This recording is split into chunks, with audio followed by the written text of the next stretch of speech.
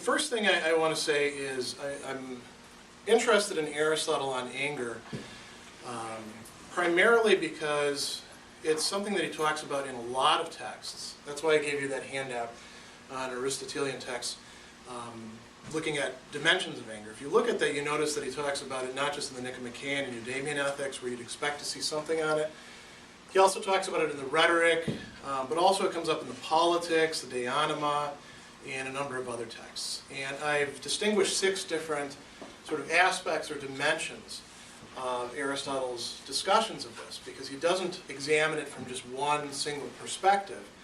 There's a lot of different overlapping perspectives. So anger itself, understood as orge in Greek or thumos in Greek. There's some questions about, when can you translate one as anger and the other as something else. It comes up an awful lot, and it occupies an important place in Aristotle's thought, but he never wrote a treatise on anger. As a matter of fact, he doesn't have anything like, the book on Akrasia and a few other things in the Nicomachean Ethics, or on choice, or things like that. Instead, what you have to do is bring together a lot of different threads, and you have to try to think these things out in a way that's kind of faithful to Aristotle, but isn't explicitly there in Aristotle. So what I'm going to do here today is I'm exploring something that has to do with one of the chapters that I'm writing. And it comes out of Nicomachean Ethics, Book 7, where Aristotle very explicitly talks about anger, generally in terms of thumos, not orge, and this phenomenon that we call akrasia. So the things that he says there seem to be illuminating at first blush, but then turn out not to be quite as illuminating, and to raise a lot of other puzzles for us. And I think that a lot of these puzzles come up in part because it's not always clear exactly what Aristotle means by akrasia. It's not always clear exactly what role anger plays, or what's going on, what angle he's taking on it. So I wanted to try to clarify this a bit. So in order to do that, one of the things that I'll have to do is talk a bit, very briefly, about Aristotle and anger. I'm not going to go into great depth on that. But you have these handouts that give you a lot more information. And then we have to look at akrasia in general, and then we'll try to bring them together. And we'll do that in 2 main ways. One is by looking at what Aristotle himself actually says, and then we'll see what could be said from an Aristotelian perspective that Aristotle didn't say, but I think he ought to have said, or at least could have had good grounds to say. So what I'm doing in this, and what I'm also doing in the larger book project, is something that there's a guy, David Wiggins, who's done a lot of scholarship on Aristotle and practical rationality and emotions. And he talked about the need to give an account that he said, I would almost venture to call a more Aristotelian account than Aristotle's. I think that in a lot of cases with Aristotle we have to do this, especially when it comes to topics like akrasia or anger. So a few general remarks before we start on akrasia and anger itself in Aristotle. Akrasia is a term that we translate in older translations as incontinence. Not a particularly helpful way to talk about it today because of all the associations that we have with it. It's too narrow. Just like when we think about vice, quite often people think about smoking and drinking, right? But they don't think about vices more broadly. You can also translate it as weakness of will, but that's kind of problematic as well, because Aristotle doesn't have a conception of the will the way that, say, Augustine does. You can try to shoehorn proiresis, which is translated as moral choice or deliberate choice, or a few other things, depending on who you're looking at, as the will. And some people try to do that with Epictetus as well, because he uses that term. But I don't think that's a very good fit. I think these are somewhat different things. So weakness of will isn't really going to do it. So how about lack of self-control? That seems to be the translation that's easiest to get our heads around, that seems to be the least confusing. And that's a phenomenon that we do experience. We have cases in whether we're observing other people or ourselves where we know what the right thing to do is, or we know that we ought not do a wrong thing and we know that it's wrong, but we find ourselves doing it. And the question that Akrasia is an answer to is, well, how's that possible? Given our understanding of rationality, or given our understanding of the way the emotions and desire interface with rationality, how is that actually possible? I think that Aristotle's attempt to try to grapple with this is a major contribution to moral theory. We were talking about this on the way in. There's not a lot of people writing articles saying, well, there's no such thing as akrasia, and although one could. And why is that? Well, this guy Richard Robinson has a great quip about that. He says, evidently Aristotle did not write nearly a whole book on akrasia to deny that it ever occurs. He thought there was something there. Now, whether he got it right in all of its respects, that's a different matter. Aristotle himself would be very welcoming to the idea that maybe he didn't have it all completely correct and that his account needed to be improved. His treatment of akrasia, if we're looking at the most developed ones of it, so that's in the Nicomachean ethics primarily, but also the Eudemian ethics, it's a dialectical one. So that means that he's bringing together a lot of different people's ideas, views, opinions about this, and then trying to sift them and see what truth there is in them, and then trying to kind of cobble together an account that would bring together all the things that are actually correct, and even to some degree explain why some people have got it wrong. Did he succeed in that? Not completely. We can probably, like I said, improve on that. Scholarship on Aristotle on these issues, on anger to some extent, there's not as much research on that, but on akrasia is actually all over the map. People have made a lot of different things of this. They're not all in complete agreement. So it's kind of open territory for people to work with. I'm going to skip through a little bit of this. What can we say about anger then? Anger is important for Aristotle too. It's an emotion in terms of which we can be akratic. We can have weakness of will or failure to do the right thing without necessarily being morally vicious. And Aristotle thinks that it's different from akrasia by itself, akrasia per se, akrasia simply, as he puts it. So how is it different? That's part of what we're going to explore. Now, akrasia itself has to do with, among other things, a conflict that's internal to the person. Something is going on in them. They're not fully integrated the way that the virtuous person would. They're not even fully integrated, if we want to call it that, in the same way that a vicious person is. Although, we can't speak of that in quite the same terms as a virtuous person. So there's a conflict going on. What is the conflict between? Well, when it's in terms of anger, Aristotle actually says anger is itself a distinctive form of affectivity or desire. He calls it thumos. He also uses the more specific term orge for the passion itself of anger. But he switches back and forth, sometimes actually in the same passage, especially in the rhetoric. We want to figure out how anger itself can make a person akratic and how that would be different from other types of akrasia. So, the first thing that we're going to look at then is Aristotle's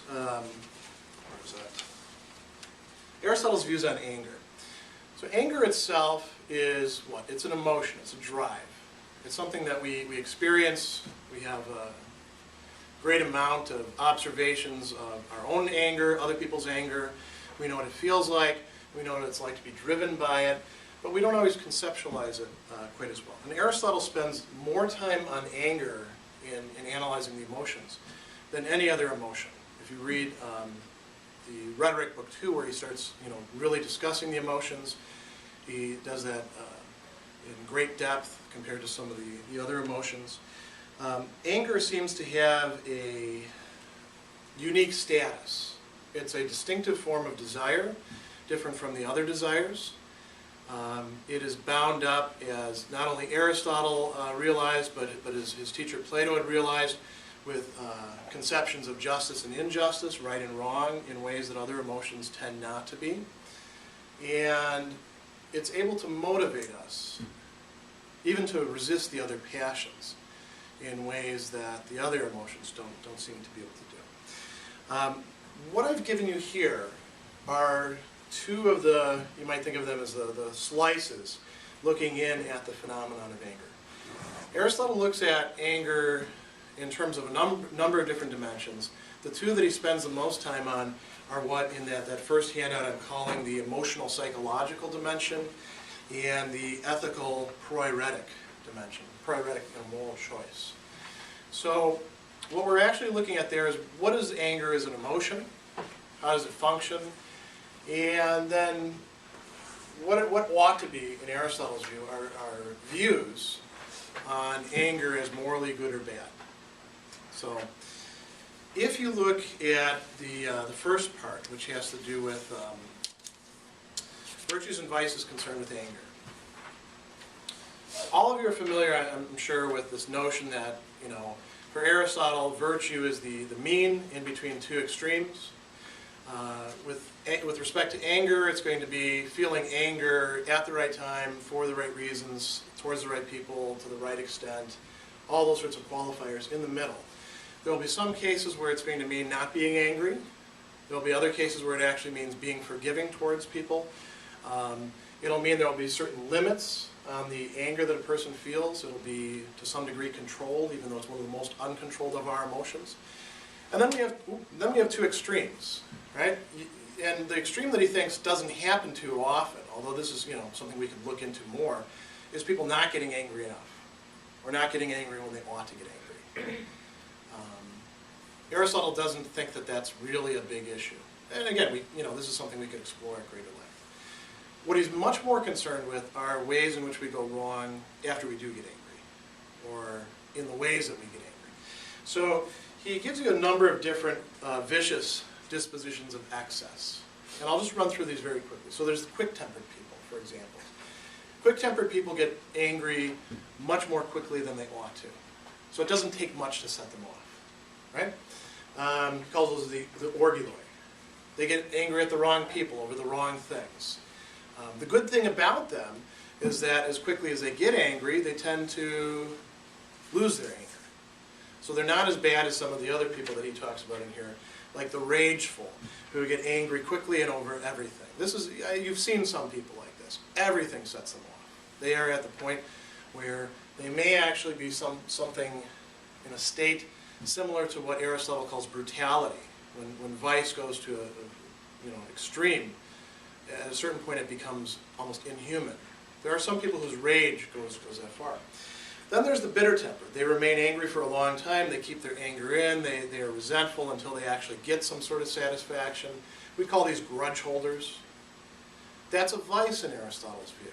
That's a failure on the person's part, not just in how they feel the emotion, but in how they're thinking about the emotion, how reason is coming into play with the emotion.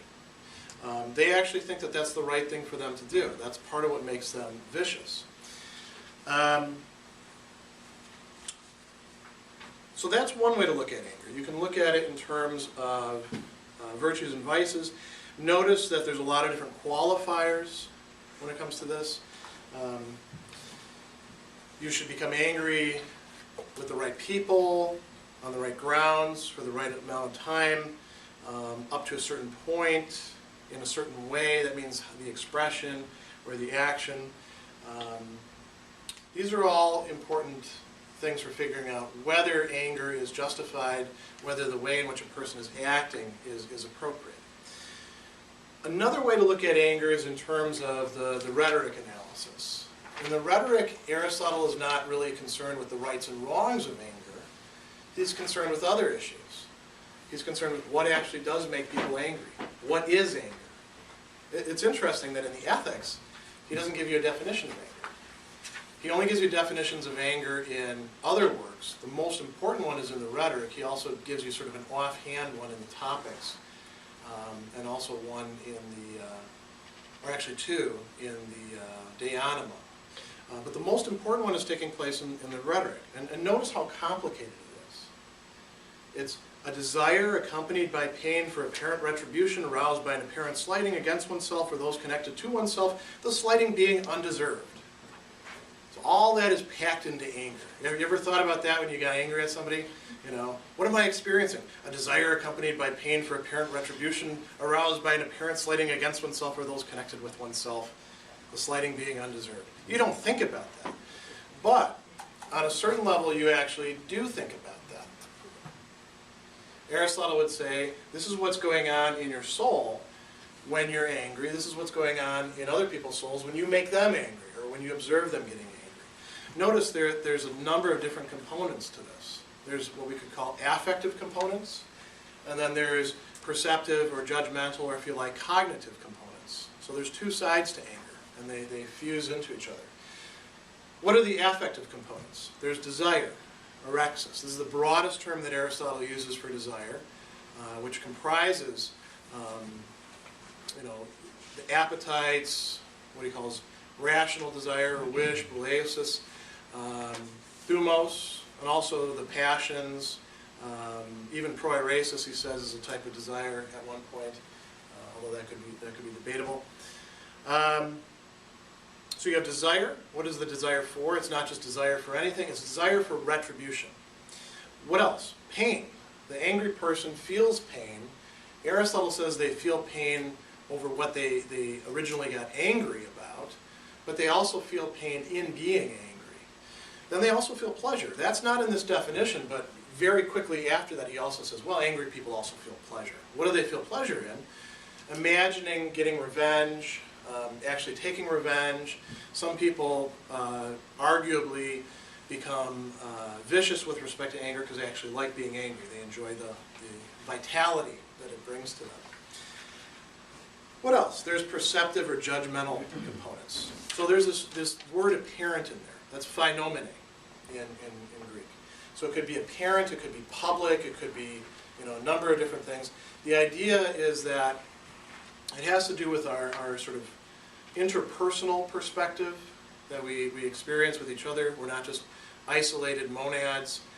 We're existing intersubjectively. And it also has to do with the imagination. Anger can be aroused very easily by imagining that somebody else is doing something, even if they're not. You've all experienced that as well. Slighting, we're going to talk about that in a moment. The slighting has to be perceived as being undeserved. So if a person sees themselves being put down, but they think that the other person has a right to put them down, or that it's appropriate, they don't get angry, Aristotle says. It also has to be not just against anybody. That would be a different kind of emotion that Aristotle calls nemesis or indignation. But against oneself or those connected with oneself. Although this can extend very far in the imagination, can't it? It's very easy to identify in ways that probably aren't practically reasoning it out, aren't very smart to do, and get angry as a result when somebody insults that person. And then it has to do with retribution, timoresis. What is timoresis? It's not just simply getting revenge. There's a sense in which it means putting something right. And so when one gets angry, it's a moral emotion. It can easily turn against morality, but anger is always, you might say, inhabited by moral sentiments and guided by them. Could be misguided ones, could be ones that are on track, but it's always involved. Now, this slighting is something else that we want to think about if we're thinking about rationality and emotion, because these are the things that somebody is perceiving or assuming is taking place. Slighting is in Greek oligoria. It means to make less of something. And Aristotle picks out three main types of this. Maybe this isn't the most exhaustive way of looking at it. Maybe there's other things that he's left out. But these cover a lot of ground. One is contempt or confrontations, literally looking down upon somebody.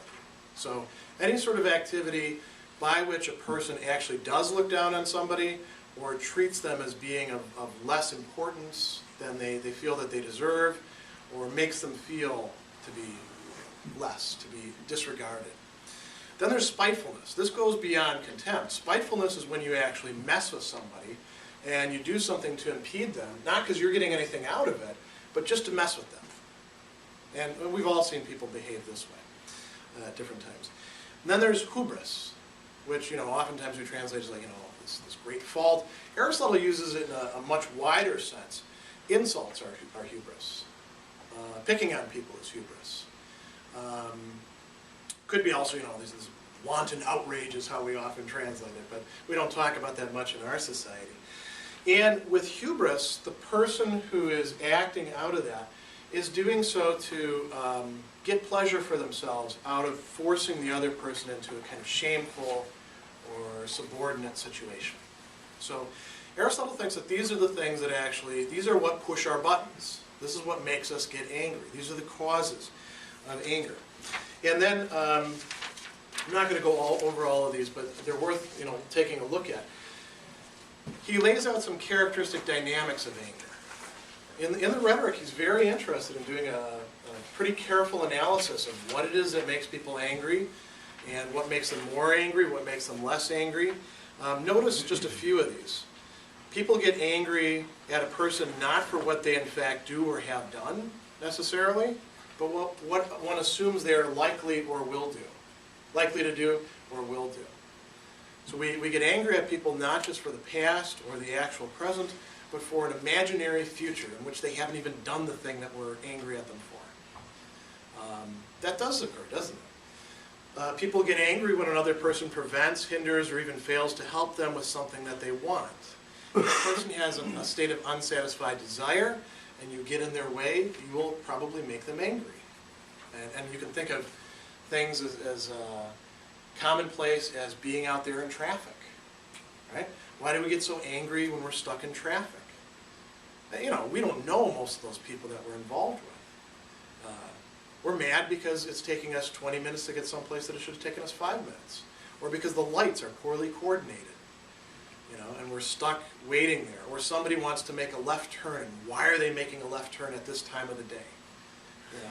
These are the sorts of things that we do get angry about. Aristotle's, of course he didn't have cars or anything like that, but this is very familiar stuff. One of the ones that I really like is people become angry when what they value or literally are serious about is denigrated or treated contemptuously by others. And Aristotle follows this up by saying, and if they're insecure about it, if they feel that they lack the thing that's being devalued, or they don't have it to a considerable degree, if they're not entirely secure in their possession of it, then they get even angrier. So, what would be some great examples of this? Think about how angry people get in having moral discussions with each other when they're not particularly good people. And if you point that out to them, that tends to provoke anger, doesn't it? Why is that? Aristotle's noting that that's the case. We want to know if we're doing a fully, sort of Aristotelian scientific investigation. We'd want to know why that is the case. I'm not going to spend a lot more time on that at this point, because we want to now talk about Akrasia. So, what is Akrasia? And, when we ask that question, we also want to know what's its opposite, or what Aristotle calls enkratia, having self-control, literally self-mastery. Well, I give you in this handout a number of different places where he talks about it, and a bunch of different recurring themes that you see popping up over and over again. Aristotle does talk about it at great length in Nicomachean Ethics, Book 7, but there's a lot of other places where he addresses it as well. And he doesn't always use the same language, but I think there is a sort of consistency to this. Before we go into that, there is a distinction that Aristotle didn't make clear that I think would be useful for us to make. And that would be between two different ways of looking at akrasia. Sometimes akrasia is a matter of a person's personality. We say that a person is akratic, and not just in this situation, but in general. So when he's talking about it in Nicomachean Ethics, Book 7, some of the time he's saying, well, look, there are certain people who are virtuous, certain people who are vicious, and then there's these people in between. Some of them are more self-controlled, some of them are less self-controlled. And you can, in a certain way, rely on a person who's less self-controlled to not get it right and to give in to their desires much more often. Is that actually part of their character? It's kind of hard to say using Aristotle's concepts, because he actually says they go against their proairesis, their choice. But he also, at least in the Poetics, talks about people being consistently inconsistent. You should represent them, if they're inconsistent, as being consistently inconsistent. And that kind of suggests that maybe there is a kind of character type of the akratic. Or maybe there's character types, the akratic with respect to this, with respect to this. Then there's cases where a person who is usually self-controlled gives in. Or maybe even a person who's virtuous. Virtuous people fall. They give in. They're not akratic all the time. They're akratic in this occasion, in this case, in this situation. So it's good to sometimes distinguish between the two of those as you're reading through that. Some of the main themes having to do with akrasia, like I put here, internal conflict between a passionate, emotional, or desirous part and a rational, principled part of the person. That seems to be integral to the phenomena, or whether we have more than one type of akrasia. There's a distinction between a state of moral viciousness, vice, that Aristotle makes, and the state of akrasia, and the difference there has to do with the rational part of the person. Is the rational part functioning, or has it become corrupted? Has it gotten things, typically, habitually wrong? There's a distinction between akrasia, a state where you lose self-control, and then enkratia, a state where you actually have self-control, where you make yourself do what you know is right, even though you don't really feel like doing it. You don't particularly desire it. He has a semi-Socratic treatment of akrasia in terms of knowledge and some sort of failure to use the knowledge one possesses, and we'll look at that in a moment. And then he distinguishes between akrasia in relation to desire for food, drink, sex, and other types of akrasia. He distinguishes between two modes of akrasia, rashness and then weakness of some sort. And then he also does another distinction between akrasia concerned with pleasures and softness concerned with not resisting pains. And is there a fundamental distinction between those? Well, you can think of akrasia per se as being here, and then you distinguish another type of akrasia and softness here. And that might be the most helpful way to think of it. Now, if you look at this section about conflict in the akratic person, you notice he doesn't always say the same thing. But what he's saying is more or less consistent.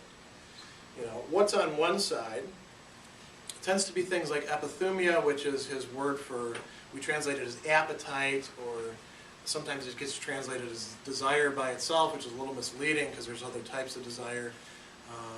Desires for physical pleasures, or to get rid of certain pains. What else? He talks about orexis, but that's the most broad term for desire, affectivity. He also talks about pathos, which is the emotions generally, but can comprise a few other things. He also brings up fantasia, imagination. Sometimes akrasia is a matter, at least in Nicomachean Ethics 7.7, it's a conflict between imagination and logos. What's on the other side? Well, the faculty of reason, or sometimes intellect, dianoia, reasoning, to logismon, all these other things, proiresis, moral choice. So you've got, if you put them all together in kind of a composite picture, you've got desire broadly speaking over here. Not every kind of desire, because bouleosis, which is I don't know, that's counsel, sorry. Bouleosis. Rational desire is over here as well, but that's rational desire. So you have a conflict between desire in some sense, emotions in some sense, and then a better part of ourselves, a higher part, which should lead us into thinking things through right, practically reasoning on what the good thing is to do. That seems to be okay for when we're thinking about some kinds of akrasia. It gets a little murky when it gets to anger, and we'll look at why in a moment. Another thing, I've got this chart here for you about comparing moral states. What's the fundamental difference there? In the vicious person, the rational part of the soul has become corrupted. The person not only desires the wrong things, they think those are the right things. So the greedy person doesn't see being greedy as a bad thing. As a matter of fact, they think everybody else are a bunch of suckers for not being greedy like them. The coward tends to see other people as being at the other extreme, as being far too rash, And so they see courage itself in a wrong way. They mistake that. They mistake their own behavior and their own emotions. They think that they're actually in the middle. They're in the right place. That's part of what makes them vicious. That's not the case for the akratic. The akratic knows that what they're doing on some level is the wrong thing, but they're giving into something. So what we want to know is then, how does this happen? How are they able to actually give into things that way?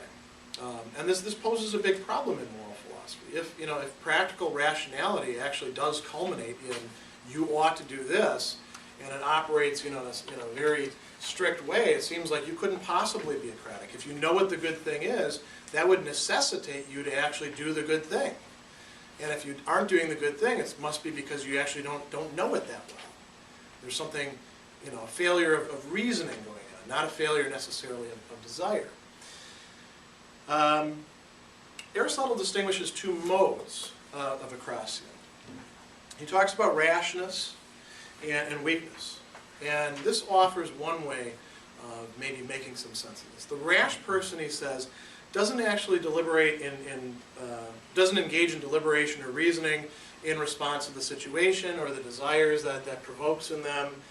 And what happens is they go off too quickly. They go off, as we often say, half-cocked, right? What do we mean by that? A gun is half-cocked, it'll go off a lot easier if it is than if it's at rest position. So they're led or they're driven by their passion, that gets them going, and they just find themselves now, oh, I did the wrong thing. And afterwards they feel bad, right? But at the time, it seems like they couldn't have prevented themselves because they didn't actually think about it. They didn't use reason when they had the opportunity to do that. And Aristotle suggests that maybe if they stopped, took a deep breath, backed up, started to think about these things, they wouldn't be that way. But what makes them rash people, they don't tend to do that, right?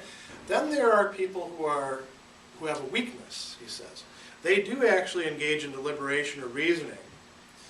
And through passion, he says, they don't remain within what they've decided or resolved. So they actually may come to a resolution. I'm not going to go have seconds or thirds, because I shouldn't do that. I'm trying to stay on a diet. And then they find themselves, in this case, I think I can make an exception. And they go do it. They've resolved not to do it. They know that it's bad for them to do it, but they go and do it anyway. Or think about one that Aristotle doesn't discuss. Staying up too late watching shows.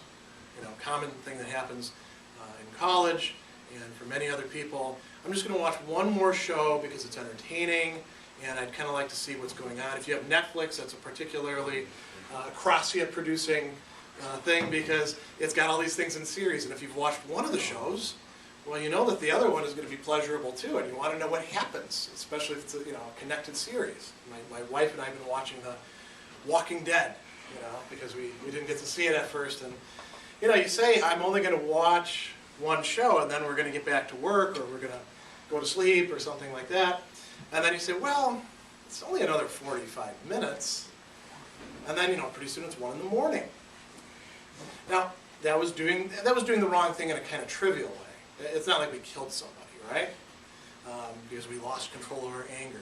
But it's a case of what we could call akrasia. You know what the right thing to do is, but you're just not doing it. That would be a case of weakness, Aristotle would say. Now we come to another main facet of Aristotle's treatment of akrasia, this issue of knowledge. Aristotle ends up taking this pretty Socratic line of maybe the akratic person doesn't really know what they're doing in some sense. But then he goes beyond, Platonic treatments of these sorts of things, and he says, well, if that's the case, then how does that happen? How can we have knowledge and not actually be using the knowledge? How can it be unengaged, you might say? And so he distinguishes 4 types of this. And some commentators take these as being, sort of exhaustive categories that are distinct from each other. I don't actually think it's the best classification that he could have produced. I think some of them kind of blend into each other, but this is what he gives me. So there's 4 types of lack of knowledge or not using the knowledge that you have. So in Akrasia type 1, he distinguishes between two senses of knowing. He says you can actually know something and be using that knowledge, or exercising that knowledge, and you can also know something but not be using or exercising that knowledge. It's just sort of in the back of your mind, it's not engaged, it's not active. If you want to think about this in less moral terms, think about when you go and take a test and you actually do know what you're doing, or you know the procedure and you know the answer, but you're not able to bring it to the surface. And sometimes that frustrates you. Sometimes you don't even realize that you didn't do that until you get the test back and you see, how could I have gotten that one wrong? I knew that, right?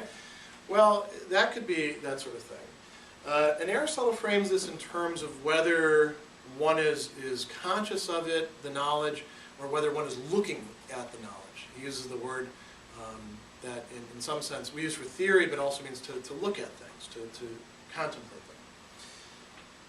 That's not particularly helpful for understanding anger, I think. And it's pretty general. So let's look at the more specific types. So type 2. Here Aristotle introduces the practical syllogism, which doesn't necessarily have to be two premises and a conclusion. That isn't always what Aristotle necessarily means by a syllogism. In some respects it is, but it seems like there could be a lot broader arguments. But the general idea is that there's some sort of reasoning process that you could represent in argumentative terms by which a person ultimately culminates in, I should do this or I shouldn't do that. Or, actually doing the thing, right? Or perhaps, in the case of anger, feeling anger. I feel anger because of a reasoning process that takes place. And when we have a practical syllogism, Aristotle says we have two kinds of premises. We have universal premises and we have particular premises that allow us to specify what it is that we're talking about. So, here's just one example that we could use for anger. People wearing striped shirts, this is going to be a very bad argument, by the way. People wearing striped shirts are expressing contempt towards people with striped ties. That guy over there is wearing a striped shirt. Showing contempt towards me should make me angry. Therefore, I should get angry, or the conclusion could just be, I get angry, right? Kind of silly. But you see that there's some universal premises in there. Then there's and there's that guy doing that. That's a particular premise. Aristotle says that it's possible for a person to know the universal premise, and for that to be actively working in their head, but they get the particular one wrong. They're not using it. And this would seem to apply for anger more to like prohibitions. I should not strike people when I'm angry unless I have very good cause. This person over here has made me angry, but they're a person who I should not strike. We could say something like, I should not strike my family when I get angry, right? This person over here is a family member, but you forget that. You forget that particular premise, and then you go and you smack him. Or you could think in terms of like cause and effect. If I behave in such and such a way, people won't like me. Here's a person over here who I'm angry with. Do I actually go and abuse them, strike them, do something to hurt their interests, to show that they've done me wrong and I have to get revenge on them? Somewhere along the line, something gets forgotten. Something particular gets forgotten, Aristotle would say. That could make some sense.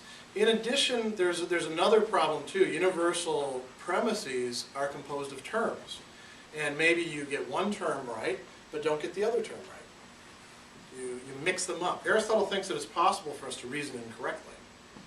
And he talks about this in a number of places. So that's one candidate. Then there's Akrasia type 3. This seems to be the best candidate because he actually talks about anger there. And he says, a person can have knowledge and not use it when in certain states. What are some examples of those states? When they're asleep, or insane, or drunk. Right? You might say, well, how does sleep fit in there? Well, people dream and walk around and do things. I know people who can talk in their sleep and actually carry on conversations that seem to be quite rational. You can actually ask them, are you sleeping right now? and they'll say, no, I'm not sleeping. He'll say, repeat to me what I just said to you. And they'll say, you just asked me if I was sleeping. Turns out they were sleeping the whole time. So there's something that can actually, take some sort of action or effect during that. What are some of the other ones? He says, when a person is in, literally, one of the passions. What's one of the passions? Anger. Right? It's in some ways the most passionate of the passions. And then in what seems like an afterthought, he says that the thumos and epithumia, aphrodision, which means sexual desire, and certain other passions modify the body, sometimes causing insanity. And that's a whole other interesting thing to explore. The main point there is he's singling out anger as something which would fit into this. And then he has some really interesting stuff. He says, this is like people who recite verses of Empedocles and they don't realize that they're doing it. A person can articulate the knowledge that they have without actually being able to use that knowledge. So imagine an angry person who, in the course of their anger, can actually say, I should not hurt this person. I shouldn't say this sort of thing. And yet they do it. Why? Because that knowledge that they have that would restrain them is not actually being used. Finally, we have the fourth type of akrasia. Here it gets even more interesting. We can have more than one practical syllogism at work at the same time. Why? Because we're complex beings. There's always a lot more going on with us than we represent in theory of action, where you've got this agent and they've only got this one practical syllogism going on in their head and it leads them to this one result. We're complex, contradictory beings. And we don't start out rational. Aristotle says that children don't have rationality, they don't have logos yet, it develops in them. They do certainly have epithumia and thumos. They can get angry and they can desire things, and they have, all sorts of patterns established within them by the time that they reach adulthood. And most of us adults are not fully rational. We're rational a good part of the time, and some of us more, some of us less. Our rationality often reaches certain limits. So it's quite plausible that we could have more than one practical syllogism actually going on in our heads at the same time. And he gives us this example. One should not taste things of this sort. So imagine that there's something that is sweet and yet poisonous. I don't have anything offhand that fits the bill that comes to mind. Arsenic. What's that? Arsenic is sweet. Art, is it? Yeah. I thought arsenic had a bitter kind of taste. Okay, so arsenic is sweet and poisonous. So there's a nice big jar of arsenic out there. You shouldn't eat the arsenic because it's going to kill you, right? Or antifreeze for dogs.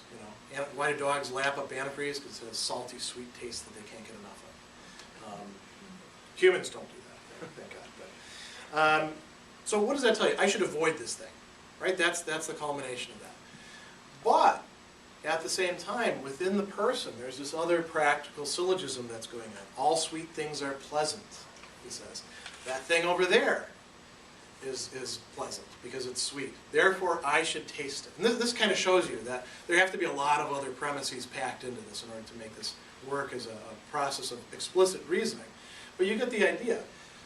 There's a reasoning process that culminates in don't do this, and then there's another reasoning process that somewhere along the line says, yeah, go ahead and do this. And where does desire fall in? Desire makes this one more effective, more active. It gives it greater weight because it's what you wanted to do anyway.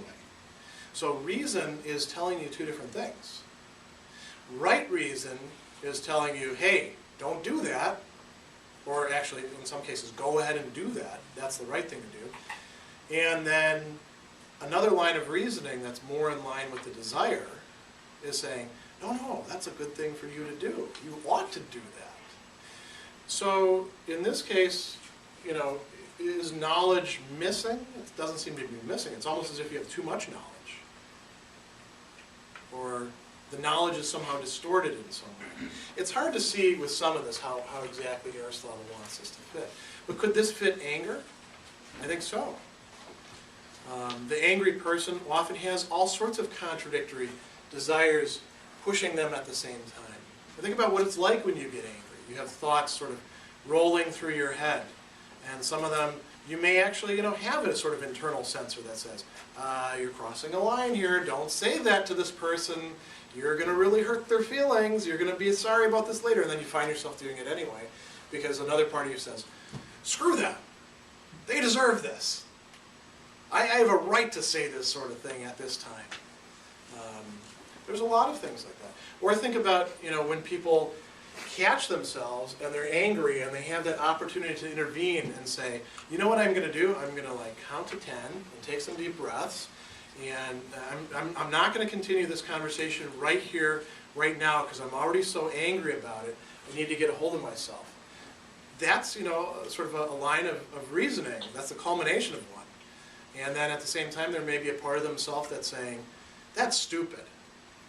That's for, that's a good idea in a lot of cases, but this person really has ticked me off, and I have a right, since I'm ticked off to this degree, not to have to do this namby-pamby stuff over here, and to actually put my foot down and defend my, pick whatever you want, right? Two lines of reasoning going on. And which has desire? Well, the line that leads us to doing what we ought not to do. So,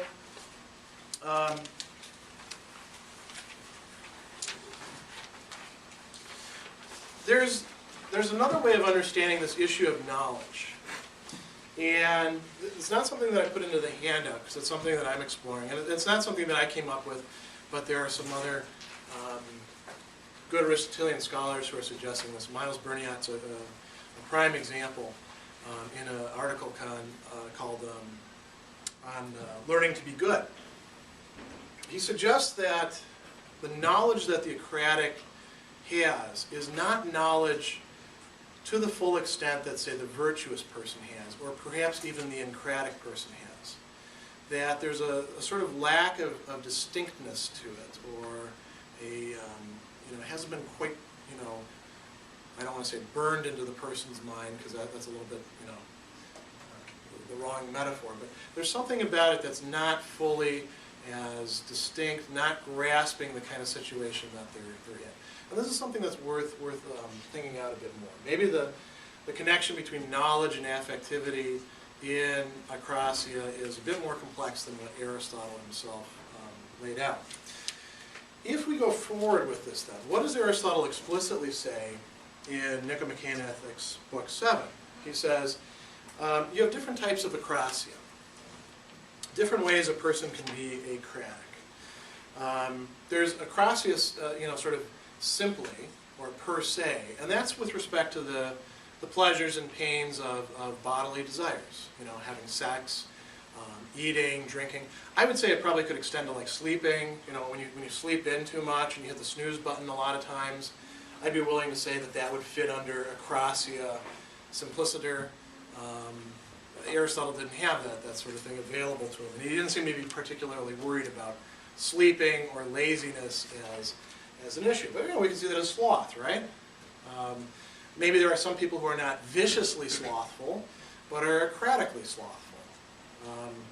And then we have akrasia, what he calls katameros, so in a qualified way, with respect to some sort of thing. And I'm not going to talk about those except with one particular case, with respect to anger. And it has to do with anger, which is involving a desire. And where do we place it then? If with regular akrasia, you've got, virtue over here, vice over here, self-control or enkratia, lack of self-control, akrasia. What are the virtues and vices concerned? Well, the virtues and vices concerned are what he calls temperance or moderation on the one hand, with respect to bodily pleasures. And the temperate person doesn't take too much. They don't go back for thirds, and not because they really wanted to have thirds, but because they recognize that's the right thing to do, and they want to do the right thing. They take pleasure in that. Their desires are actually curbed to the right extent. Then there's the encratic person who says, yeah, I'd really like to order pizza at midnight, but I know I shouldn't eat pizza at midnight, particularly before I go to sleep if I'm not going to exercise, so I won't order pizza. I will follow reason and not my desires. They're not, temperate yet, because they're resisting desires, but they're on their way.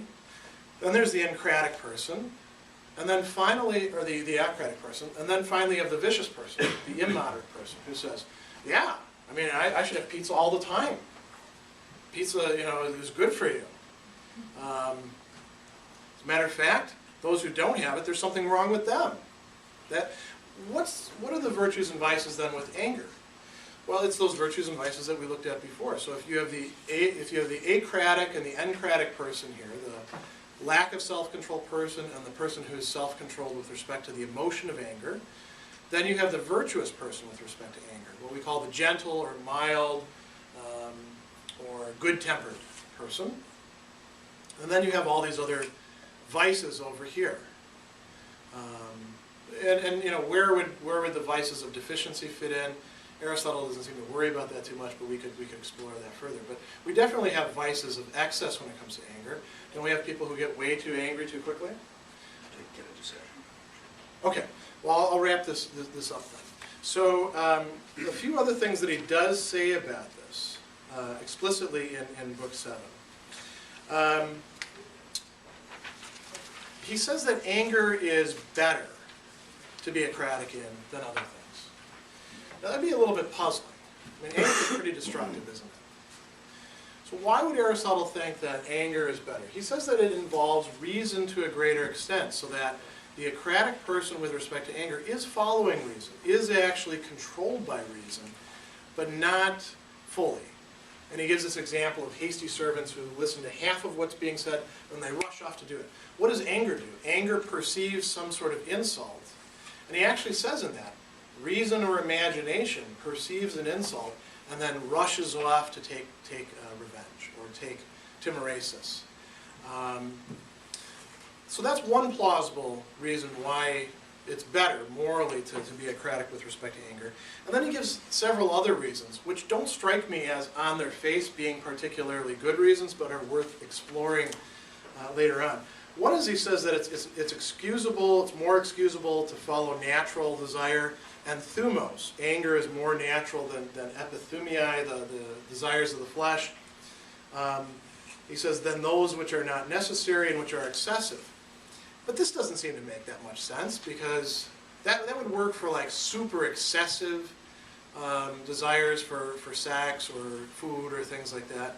Well, what about our ordinary ones? That doesn't seem to apply there. So that, I'm not sure why he makes that argument. Another, which is a bit more persuasive, he says anger is more open, more above the board. Whereas epithumia, desire, tends to be a little bit more secretive, more crafty. That sounds good at first, but then what about people who hide their anger and then they take revenge later?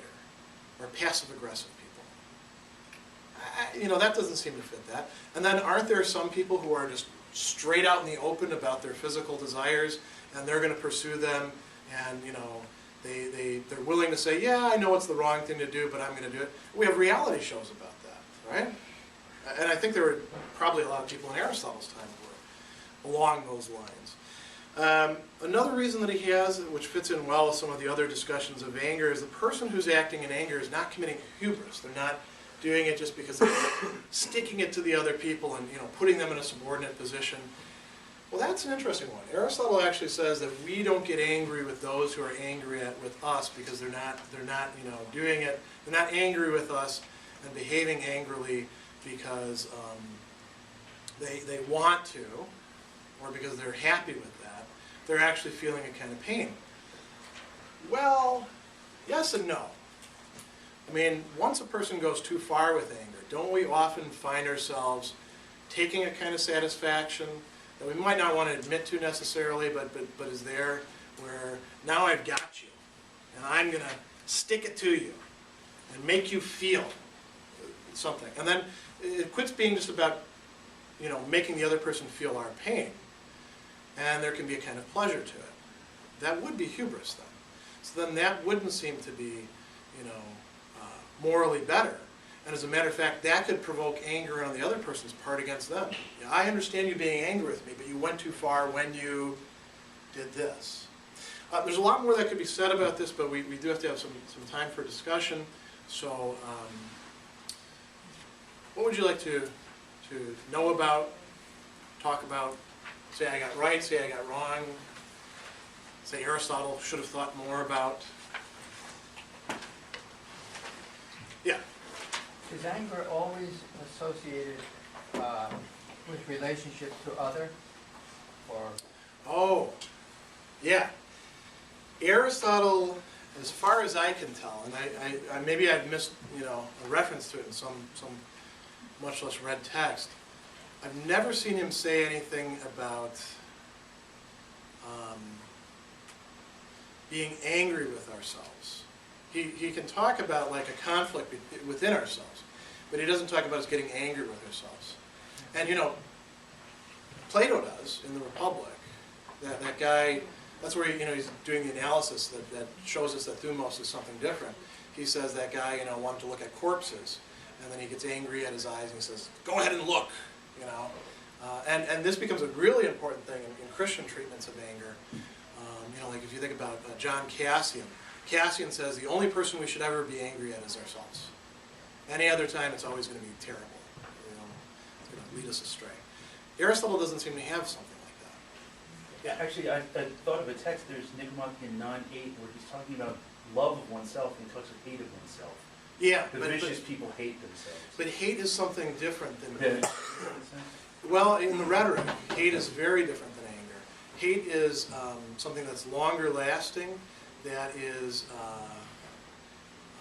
directed at a type of person for what they are. It wills harm or badness to them. Anger can be satisfied, hatred only with the extinction of the other person.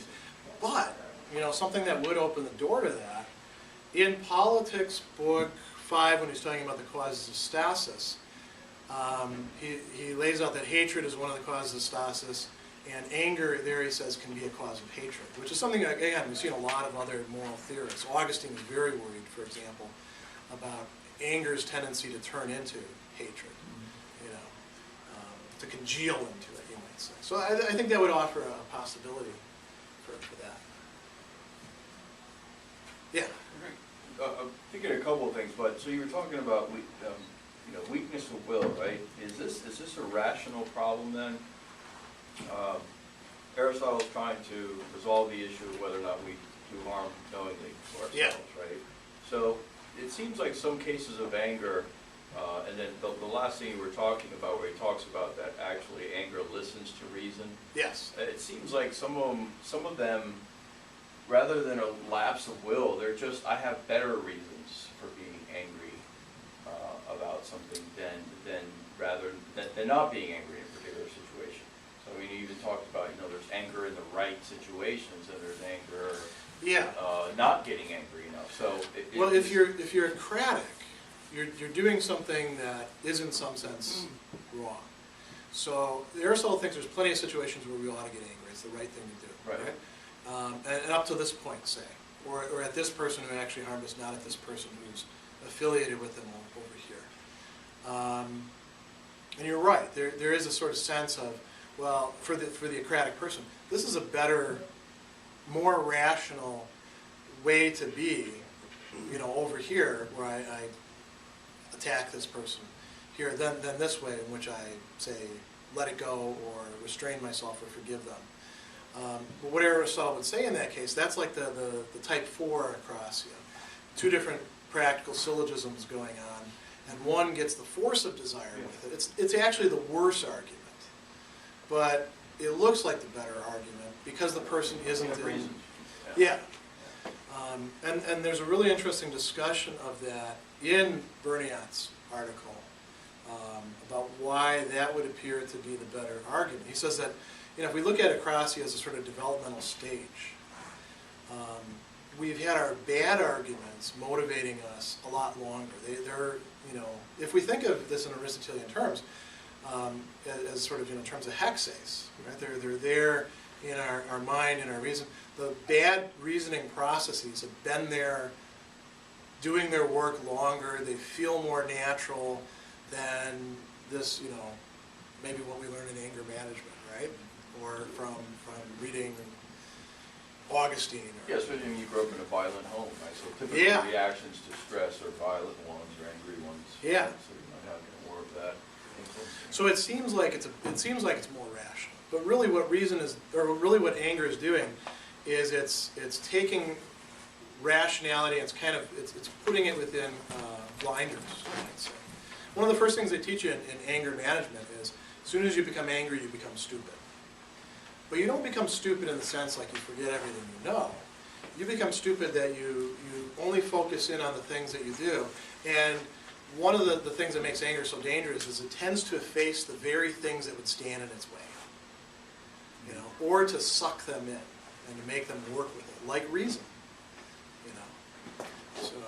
Can I just say, so then Yeah. you made some mention, and you said you weren't going to talk about it much, but there's this idea of the knowledge that we have, that we don't have real good knowledge when we're akratic, so Yeah. we're missing something, we don't quite have the, we don't have the whole picture or something. So when you say that person, then they lack knowledge, so they'd be ignorant of their circumstances, so it's not going against reason, right? They just don't have the knowledge, so it's not going against knowing what I know about myself, so I won't hurt myself. Now Yeah. it's I just don't.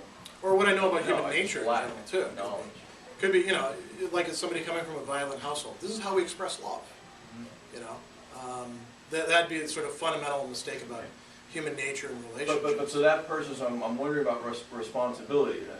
So then we don't hold that person responsible when they can claim that they didn't have full knowledge, right? Because But we do when we get angry at them in response, you know. I don't know, Aristotle does Yeah. seem to hold the akratic responsible. Right, but in that case, if they're lacking full knowledge, if that's the reason why they're acting that way, then can't Yeah. we hold them responsible? Doesn't it just become an issue of whether or not? I don't think anyone They- possesses full knowledge except for the super virtuous person when it comes to all And this. even that person, I doubt that they Yeah. ever, how are you just absolutely virtuous, right? Because tomorrow, you may not be. Yeah, so I think knowledge, it sounds almost like knowledge is an on-off switch, right? But I think we should understand it more as being like a dimmer switch. It gets, you know, it takes its hold, it's able to be more effective. But at some point, we assign responsibility to people for things, right? So that's what, especially in a court of law, as we were hearing earlier, Yeah. right? It becomes very definite. Someone's Still going to make a angry. judgment as to whether or not. And rightly so. Right? I mean, you think about, kids being tried as adults or something, they're 14, 15, where's that cutoff line? You know, I was thinking about that earlier today because I realized that this might come up. You know, when it comes to determining these things, like Aristotle says, it's hard to draw lines, who we should be angry with, how much we should be angry, when we should be angry, all those sorts of things. And I think that the only answer to that we would really get from Aristotle would be that would be a matter of phronesis. That would be a matter of what we're calling practical wisdom, or one commentator I like called it moral insight. And so there is no exact set of lines where we can draw and say, okay, here responsibility, which didn't exist before, begins. And that if that's the case, it may be that we're always like at the least worst answer to it, because most of us are not phronimos. I know I'm not, So I'm not a very good judge when it comes to my own anger or other people's anger, or perspective. I'm better when it comes to justice, not when it comes to anger, temperance, any of those sorts of things. It seems like we would have to, and I don't want to take up time, but I'm talking about the responsibility for it, claiming responsibility, and we hold people responsible and say they have knowledge of what they're doing. And Yeah. so this idea that somehow, like, I got angry and I didn't really know everything that was involved in it, so am I responsible for it or not at some point? Another possible way of looking at this would be, Aristotle thinks that the akratic person does feel a sense of shame or wrongness or pain or regret in what they do, whereas the vicious person doesn't. But if we wait for everybody to come forward and express their sense of guilt or shame or whatever it is, then there'd be a lot of people we'd have to let off the hook. And there's a lot of people who we say, well, they should have known better. And then the problem also comes up too, about the vicious person. If we adopt that sort of way of looking at it. Aristotle thinks the vicious person is responsible for their viciousness. You know, he lets other people off the hook if they're bestial or, you know, brutal. And he actually uses the example of people who've been abused in that case. But he also seems to like push them outside of the moral community altogether. You know. Just following up on that, I mean, I think that the issue of weakness and kind of wrongdoing in general, but from the Socratic discussion to the Aristotelian one, is a fascinating one because I think it gets right into, in a sense, almost a paradox of culpability. Yeah. So it's how do you, it's much bigger than Akrasia. I mean, it takes in wickedness, it takes in negligence. Yeah. If reason is really what is crucial here, and if it's about knowing what is good, and if the knowledge or the judgment, the rational judgment is supposed to be motivational, as Socrates and Aristotle seem to think that it is, they hold some form of basic, what we would today perhaps call cognitive internalism, you immediately get into a problem of how it is that someone who could judge what is right not be motivated to do so, not in a sense attempt to do so. There must be trying to explain how it is, but explain the problem that doesn't appeal to ignorance. They really didn't know, which is in some sense what the wicked have the wrong judgments about what is in fact right. And the weak, there's some sort of motivation that is overtaking them, but then their reason really isn't in control, or they haven't used their reason to mold and shape their desires and their passions. Right. So the problem becomes, well, could we hold them responsible, find them culpable for their limitations of reason? Ah, that's a good question. Any limitations of reason? Yeah, I think. Because if they knew better, and if they knew they should have, they knew they should have improved their reason on this theory, they would have improved their reason. They would have taken these measures. So the very fact that they fail is indicative of the limitations of their reason. If we want to look at it through Aristotle's eyes, Aristotle would hold them accountable. He says in the discussion of ignorance, you know, he's discussing this sort of dialectically, but a certain man is you know, ignorant because he doesn't pay attention to things. Well, he let himself become the kind of person who doesn't pay attention to things, who doesn't literally care about them. But the question is, how did he let him do that if he Oh, knew you want he to should trace not it back have done further, That's, Aristotle doesn't trace it back further. At a certain point, he says we are responsible for these things.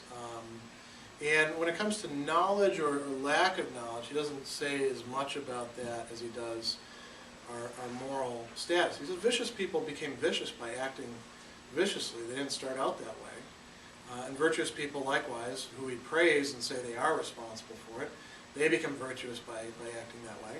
So for him, there doesn't seem to be a big there's not an irresolvable problem of responsibility there. Well, but I do think that, you know, I think what the question George is onto knowledge, is right. I mean, I'm not denying the textual. Yeah. Aristotle assigns responsibility. The question is he justified in doing it based on his own beliefs, his own theory? Oh. Is he justified in assigning I responsibility? think on the basis of his own theory, yes. I think if we're going to bring in other sort of frameworks, then maybe no.